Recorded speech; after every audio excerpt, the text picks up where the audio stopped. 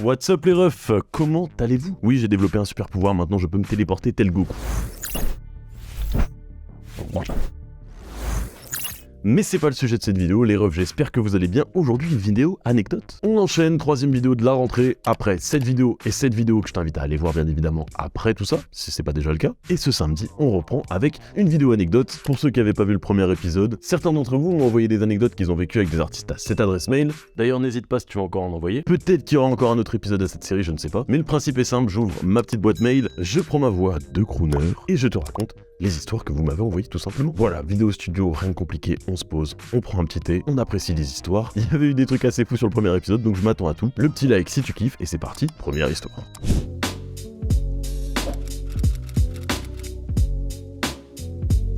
La première histoire, les refs, c'est Nino qui nous l'envoie. Big up à toi mon frérot, merci d'avoir envoyé ce mail. Et le titre, c'est Anecdote avec Fianso. J'étais en échange universitaire au Québec pendant un an, en 2018, dans la ville de Québec. Un jour, je traîne sur internet et je tombe sur une news d'un site hip-hop québécois qui dit que le lendemain, Fianso vient tourner un épisode de Rentre dans le cercle, à 15h dans une salle de concert à Québec. Et ben c'est parti. Le lendemain, au pur culot, je vais devant la salle et je vais voir s'il y a moyen de rentrer et d'assister au tournage. Et quand j'arrive, je vois une voiture déposer une équipe de 5 mecs qui rentrent et je me dis que c'est sûrement un rappeur et son équipe qui viennent pour rentrer dans le cercle. Ni une ni deux, au moment où ils s'apprêtent à rentrer dans la salle, je me mets derrière eux, dans la file, de sorte que les mecs de la sécurité pensent que je fais partie de l'entourage du rappeur. Je faisais un peu tâche, il y avait 5 Renois balèzes et moi qui étais tout derrière, un petit français gringalet étudiant.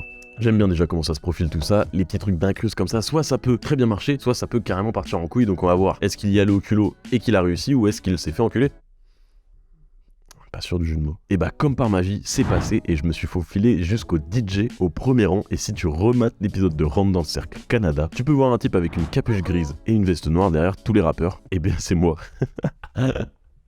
What the fuck? Attends, mais fais voir la photo. Ah ouais, en fait le mec est carrément derrière Fianso. En fait le mec a fait une incrustation de façon professionnelle. Personne n'a capté. Il est dans la caméra principale juste derrière Fianso. Le mec ne connaît personne. Belle fraude, j'ai envie de te serrer la main. Big up à Fianso qui avait donné beaucoup, faut du charisme et de la détermination pour faire ce qu'il fait franchement, avec des rappeurs qui des fois ratent leur freestyle 10 fois de suite, les mecs vénères qui applaudissent pas, etc. Ah ouais, ok, on n'a pas trop les dessous de Rentre dans le cercle, et je me demandais justement si ils avaient la possibilité de refaire, etc. Mais bon, apparemment tu peux refaire autant de fois que tu veux. Et ce qui m'a fait marrer, c'est que personne n'avait prévenu que Fianso au Québec, les gars avaient pas du tout les mêmes expressions qu'en France, et Fianso lâchait des wesh poto, y a pas d'embrouille, etc. Des expressions qu'on n'entend pas forcément ici. Il s'en rendait pas compte et les gars comprenaient à peine. Ok, trop marrant. J'avoue que j'ai un peu une lacune, je pense, niveau rap québécois. À part des Roger, Mike Chab, etc. C'est plus ce genre de musique que je vais écouter là-bas. Bah si, le plus connu, je pense, c'est Loud qui avait fait pas mal de bruit il y a quelques années. Mais je trouve ça cool qu'un Fianso, il aille jusqu'à là-bas pour représenter aussi la culture qui est présente là-bas et qui est très très forte. Donc big up à tous mes Québécois qui regardent des vidéos, c'est cool. Et je sais pas toi, mais je pense que ça serait cool d'aller au Canada faire rapper un peu les gens dans la rue là. Tu me dis en commentaire, je prends un billet d'avion, je file là-bas. Deuxième anecdote. Deuxième mail que j'ouvre avec comme titre sponsorisé Fruits. Et oui mon ref, tu l'as vu venir, cette vidéo est sponsorisée par Fruits. Pour ceux qui se souviennent, ils m'avaient déjà suivi sur cette vidéo là, donc c'est très très cool, merci à eux de me suivre. Je sors mon téléphone pour t'expliquer ce qu'est Fruits, et si tu connais pas, c'est une application de rencontre qui te permet de gagner du temps. Pour quelle raison? Eh bien parce que tu vas pouvoir choisir un fruit qui va définir ce que tu recherches sur l'application. La cerise pour dire que t'es là pour chercher ta moitié, le raisin pour boire un petit verre et pas se prendre la tête, mais tu peux aussi choisir la magnifique pastèque pour dire que tu es là pour chercher un sex friend, et bien évidemment le dernier fruit, tu veux frimer, tu veux test, garde la pêche. Tu veux frimer, tu veux test. Un fruit assez explicite pour mes grands et mes grandes mangeurs de fruits. Quand t'es sur l'appli, tu vas défiler les différents profils. Une fois qu'un profil t'aura intéressé et que ça sera réciproque, il va se passer un smoothie, en gros un match. Tu vas pouvoir ensuite échanger avec la personne, mais il faudra d'abord répondre à une question, ce qui permet d'éviter les phrases d'approche un peu merdiques. Personnellement, voilà, je vais pas te raconter ma vie privée, mais j'ai pas besoin d'une application, donc j'ai créé un profil fictif qui me ressemble un petit peu. J'ai mis une photo d'Hector Bellerin. Apparemment, il y a une légère ressemblance entre lui et moi, donc j'espère que personne va capter le subterfuge. Donc voilà, si ça t'intéresse, tous les liens sont en description. On retourne à nos anecdotes. C'est parti, let's go. Merci Fruits.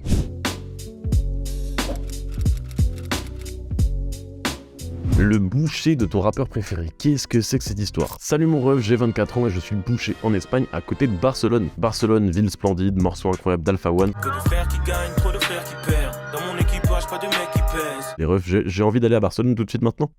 Qui m'en empêche en fait? Ouais, j'y vais.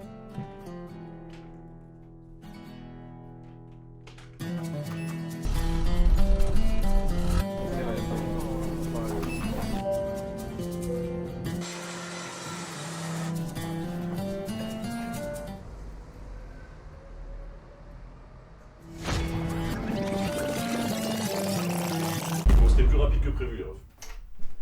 Retournons à notre anecdote. Ça faisait quelques semaines qu'une Française, plutôt jolie, venait m'acheter de la viande, etc. Je commence à discuter à chaque fois un peu plus avec elle, sans arrière-pensée, mais peut-être à un moment lui proposer un verre. Ok, donc là il y a une nana dans l'histoire, le mec veut l'inviter à boire un verre peut-être, etc. Ça me fait un petit peu peur, on va voir ce qui se passe. Sauf qu'un soir, elle vient avec son mec. À l'époque, je précise, on portait encore les masques. Et là, je regarde mon collègue et je lui dis, mais wesh, c'est la crime. Je discute avec lui, je lui vends de la viande, et à la fin, je lui dis, tu sais que tu ressembles vachement à la crime. Et là, il enlève son masque et il me dit, bah ouais, normal, c'est moi. Je fais très mal la crime. J'avais essayé de faire un Orelsan dans la précédente vidéo, là la crime, je vais arrêter les imitations. Ah ouais, cool. Vous allez manger où? Je fais très mal Aurel, ne me jugez pas les refs. Du coup, je vais rien du tout proposer à sa meuf, au contraire. Et maintenant, il vient acheter son poulet et son steak haché toutes les semaines. C'est un mec super sympa, super naturel. Il m'a apporté des albums dédicacés, des places de showcase, etc. C'est vraiment un bon mec. Donc voilà, merci pour tes vidéos. Signé Simon ou le boucher del Tigré. On a une magnifique photo. Ah là là, ils sont beaux. Le Big La Crime, c'est très très drôle, c'est très très drôle. Donc en gros pour résumer, il voit une meuf qui vient souvent acheter sa viande chez lui, il la trouve plutôt mignonne, il se dit peut-être que je vais passer outre mon métier de boucher et lui proposer un de ces quatre un verre, et au final il a bien fait de pas lui proposer. Hein. Franchement on a des belles anecdotes pour l'instant, ça fait plaisir. Anecdote suivante.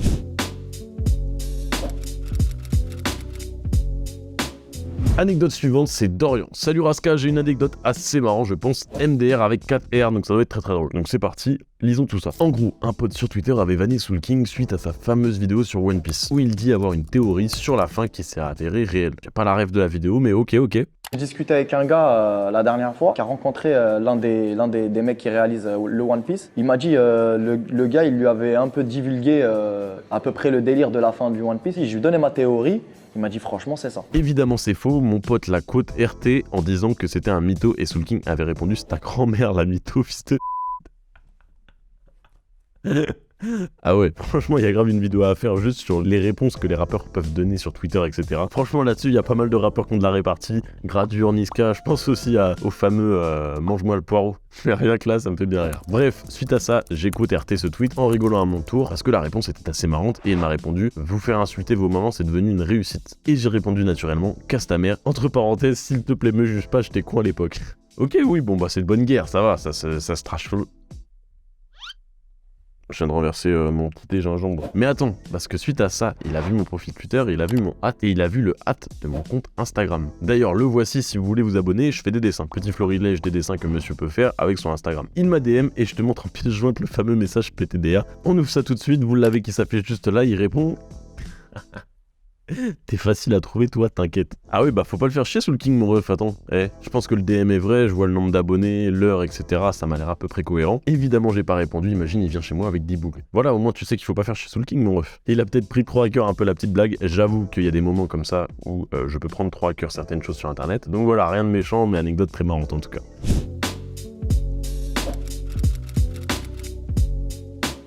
Anecdote suivante, c'est Lucas qui nous envoie cette fois-ci un audio pour nous raconter son anecdote, donc c'est parti, écoutons ça. Salut le Big R, comment tu vas? Je voulais t'expliquer l'histoire que j'ai eue avec un rappeur. Lucas, voix très grave, voix suave, ça me fait plaisir, écoutons tout ça. C'était pendant un tournage sur un film, on faisait de la figuration. Donc toute la matinée se passe et je vois qu'il y a un mec qui ressemble de ouf à Green Montana. Ok. Gros tatouage, grosse grille, grosse chaîne. C'est vraiment son portrait craché. Alors attention, j'adore Green Montana. Nostalgia Plus, c'est je pense l'un des projets que j'ai le plus écouté sur 2022. Que va-t-il se passer? Donc toute la matinée je le fixe, mais pas dans le but de faire une photo ni d'être une groupie, mais simplement de savoir si c'est vraiment lui, de bien reconnaître ses traits, etc.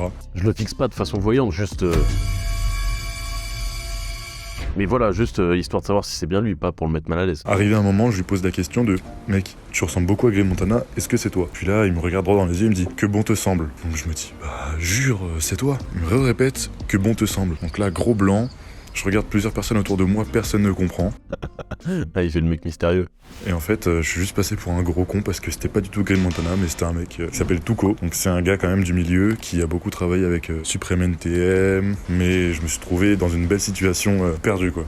Voilà. J'espère que mon histoire te fera plaisir et je te souhaite une bonne continuation. Tes projets sont incroyables. Je te suis depuis très longtemps et j'adore ce que tu fais. Aïe, quand on confond deux artistes comme ça, il peut y avoir de l'ego mal placé, mais là franchement le gars ça va, il a été smart, il a juste dit que bon te semble et tout, il a même pas voulu justifier ou dire que lui-même était artiste ou qu'il a travaillé là-dedans. Franchement, très smart comme move je trouve. Merci pour ton anecdote et bah merci de me suivre. Bref, j'espère que 2023 je vais pas te décevoir. Anecdote suivante.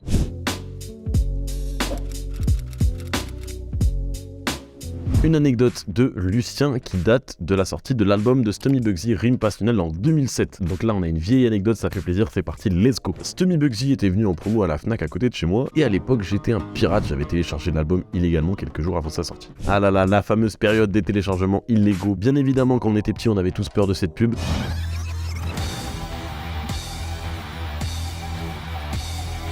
Mais bon, on a quand même vite compris que c'était pas très impressionnant et que c'était assez facile de télécharger légalement. Enfin, je dis ça, je l'ai pas fait, hein. Attends, pas bien lui. Donc il commence son showcase, dans la foule, il capte que je kick déjà quasi tous les morceaux et il me pointe du doigt. Oula, ok, donc là le ref, il chante toutes les chansons d'un projet qui vient tout juste de sortir. Après la prestation, il signe des dédicaces, je passe devant lui pour faire signer un flyers et là il me dit, est-ce qu'il a capté que le frérot c'était un peu chelou qu'il ait les paroles des morceaux qui viennent tout juste de sortir? Qu'est-ce qu'il va lui répondre? L'album est sorti il y a 2 jours et tu connais déjà tous les morceaux, franchement merci pour la force. Ah non, ah non. Ah, ça me fait mal au cœur presque. J'ai pas osé lui dire que j'avais pas acheté, bah tu m'étonnes mon ref. Oh la vache. Bon, moi ça lui a fait plaisir, tu l'as fait kiffer pendant sa scène. Mais bon, j'espère au moins que par bonne conscience t'as au moins acheté le projet à ce moment-là en physique. Non? Bon voilà, ça va, c'est une bonne anecdote, c'est marrant, c'est une anecdote bon enfant, voilà. Mais c'est pas bien de télécharger les refs. Payez vos abonnements, bon maintenant avec le stream, etc. c'est différent. Mais j'ai jamais téléchargé de projet d'artiste. Non, j'ai craché partout.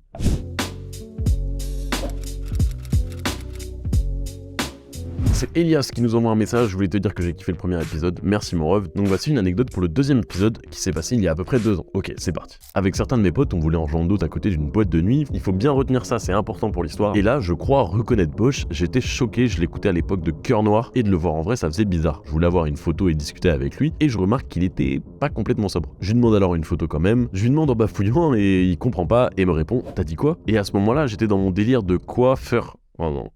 Oh non. Non, je le vois venir. Est-ce qu'il lui a répondu Feur? Et je réponds, sans m'en rendre compte, Feur. Là, il me fait un regard noir, il me dit mot pour mot, casse-toi, et je l'ai fait comme une bonne grosse victime, sans photo, sans discussion avec lui, et un énorme seum.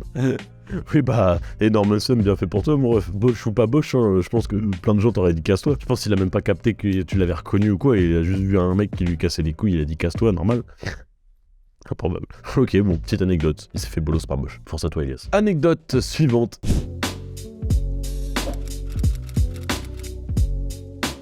Un basket avec un des GOAT du rap FR. Alors attention, qui est-ce qu'il considère comme un des GOAT du rap français? On va découvrir ça tout de suite. C'est Théo qui nous envoie ça, donc c'est parti. À l'époque, j'étais en études sur Paris dans le 15e arrondissement, à savoir que je débarquais de Bretagne et que la différence entre Paris et chez moi était vraiment énorme.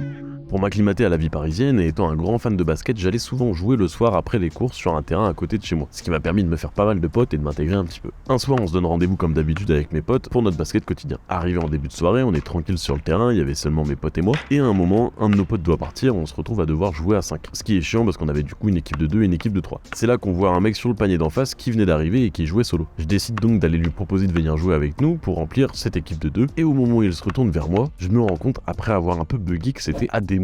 Mais non.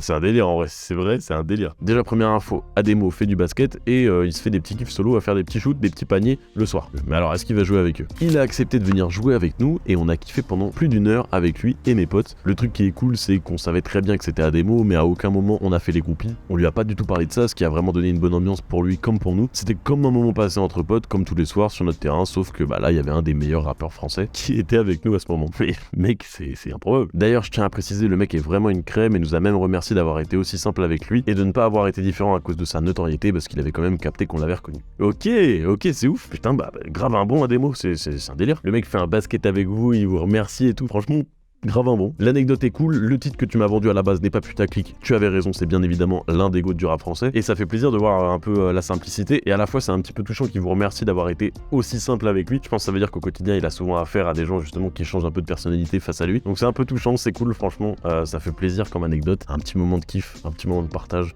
avec Ademo. Merci Théo pour ton anecdote.